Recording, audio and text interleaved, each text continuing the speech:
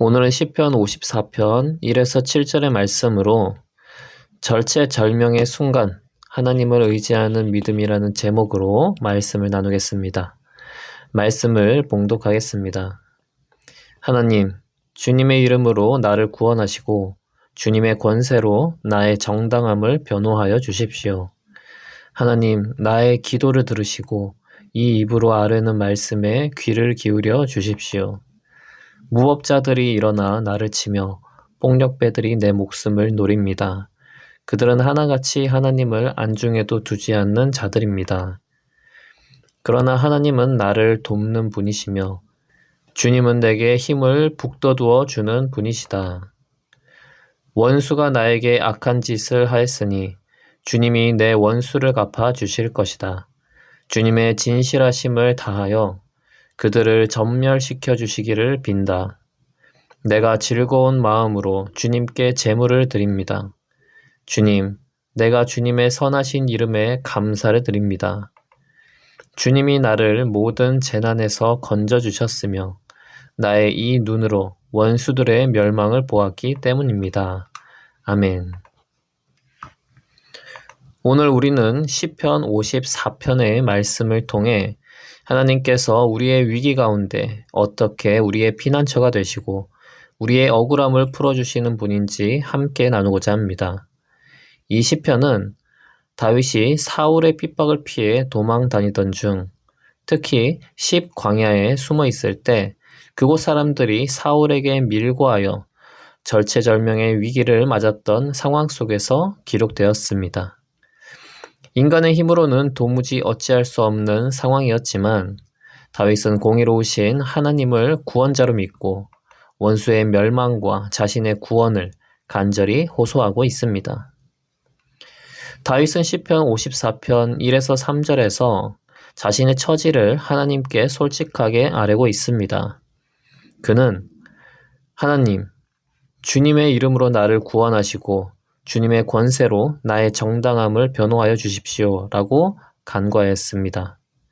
다윗은 사울에게 충성했음에도 불구하고 자신의 인기가 높아지자 사울의 불안감으로 인해 반역자로 몰렸고 쫓기는 신세가 되었습니다. 죽을 고비도 넘기고 굶주림과 추위에 시달리기도 했습니다. 이런 상황 속에서 다윗은 막연한 존재가 아닌 분명한 하나님의 존재와 능력을 믿고 구원과 변호를 기도했습니다. 그는 하나님께서 모든 것을 아시고 자신의 억울함도 아심을 믿었기에 자신의 정당함을 풀어달라고 변호해달라고 간구했습니다.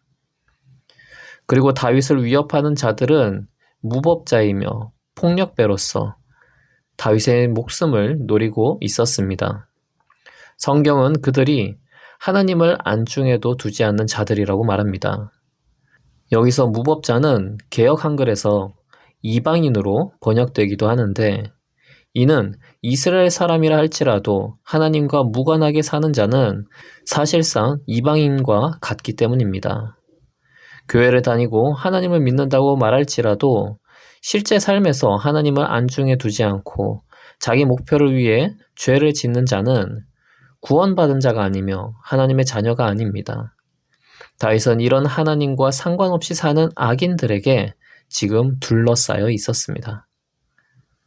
이런 절체절명의 상황 속에서 다윗은 하나님께 자신의 기도를 들어달라고 간절히 부르짖었습니다. 하나님은 성도의 기도를 들으시며 응답하십니다. 하나님은 굳이 우리가 기도를 하지 않아도 우리의 사정을 모두 아십니다. 그럼에도 불구하고 우리가 주님을 의지하도록 우리의 기도를 기다리십니다. 우리가 간구하지 않아도 하나님께서 다 알아서 해주신다면 우리가 하나님의 소중함을 깨닫지 못하고 하나님을 의지해야 한다는 생각을 하지 못할 것이기 때문입니다.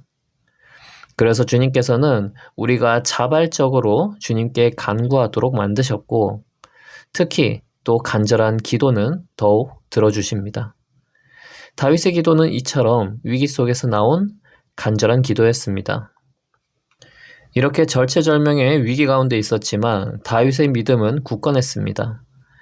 다윗은 악인들의 위협 속에서도 흔들리지 않는 확신을 고백합니다. 그는 그러나 하나님은 나를 돕는 분이시며 주님은 내게 힘을 북돋워 주시는 분이다 라고 선언합니다. 이것은 하나님이 원수들의 편이 아니라 주님을 의지하는 자신의 편이라는 확신에 근거한 고백입니다. 하나님 앞에서 살고 하나님의 말씀을 지키는 자를 돕는 것은 하나님의 약속이었습니다. 여호수아 1장 8에서 9절을 보면 하나님께서는 여호수아에게 이 율법책의 말씀을 늘 읽고 밤낮으로 그것을 공부하여 이 율법책에 쓰여진 대로 모든 것을 성심껏 실천하여라. 그리하면 내가 가는 길이 순조로울 것이며 내가 성공할 것이다. 내가 어디로 가든지 너의 주, 나 하나님이 함께 있겠다라고 약속하셨습니다. 하나님께서 여호수아와 함께 하실 때 가나안 족속들이 이스라엘의 적수가 될 수 없었던 것처럼 다윗이 하나님을 모시고 말씀에 순종하는 삶을 살 때 하나님께서 원수들의 손에서 그를 구원하시고 약속하신 모든 땅을 차지하게 하셨습니다. 다윗은 또한 공의로우신 하나님께서 자신의 원수를 갚아주실 것을 믿었습니다. 하나님은 모든 것을 아시고 공의로우신 분이기에 때가 되면 하나님의 공의대로 보응하시고 억울함을 풀어주십니다. 하나님께서는 실제로 다윗을 사울의 손에서 구해주셨고 이후 사울을 심판하시고 다윗을 이스라엘의 왕으로 세우셨습니다. 우리의 억울함과 정당함 또한 하나님의 때에 밝혀질 것입니다. 설령 이 세상에서 드러나지 않더라도 최후의 심판 때에 주님께서는 우리의 정당함을 모두 밝히고 판결해 주실 것입니다. 그때 악인들은 영원한 멸망에 처하고 의인들은 억울함이 모두 해결받게 될 것입니다. 이어서 시편 54편의 마지막 부분에서 다윗은 놀라운 신앙의 모습을 보여줍니다. 그는 아직 구원이 완전히 이루어지지 않았음에도 불구하고 내가 즐거운 마음으로 주님께 제물을 드립니다. 주님, 내가 주님의 선하신 이름에 감사를 드립니다. 라고 고백합니다.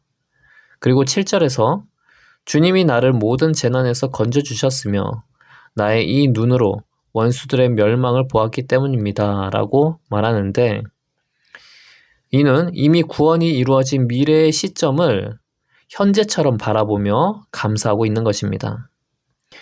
이를 우리는 이미 이루어진 줄로 믿는 신앙이라고 부릅니다.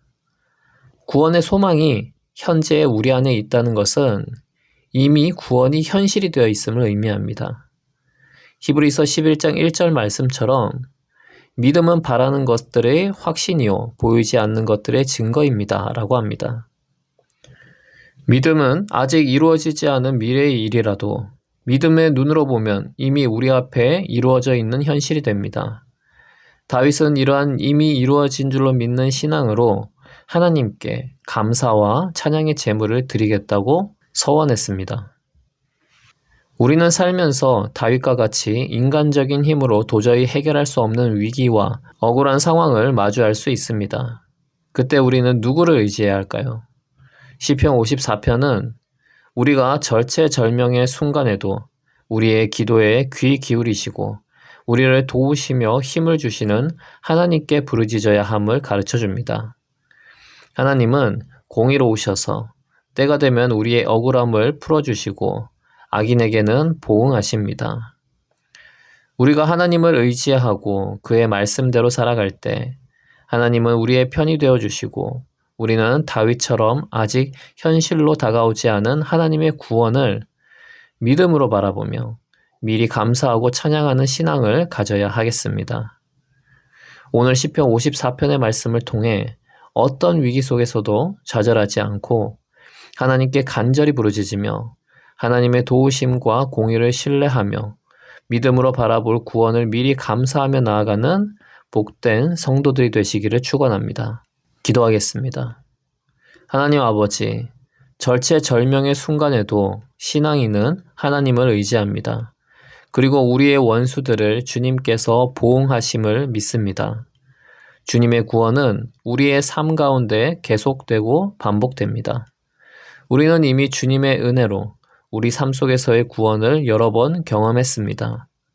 주님, 그러니 앞으로 있을 어려운 상황에서도 그때도 주님을 의지하며 도움을 구하는 자가 되게 하여 주시옵소서. 예수님의 이름으로 기도합니다. 아멘.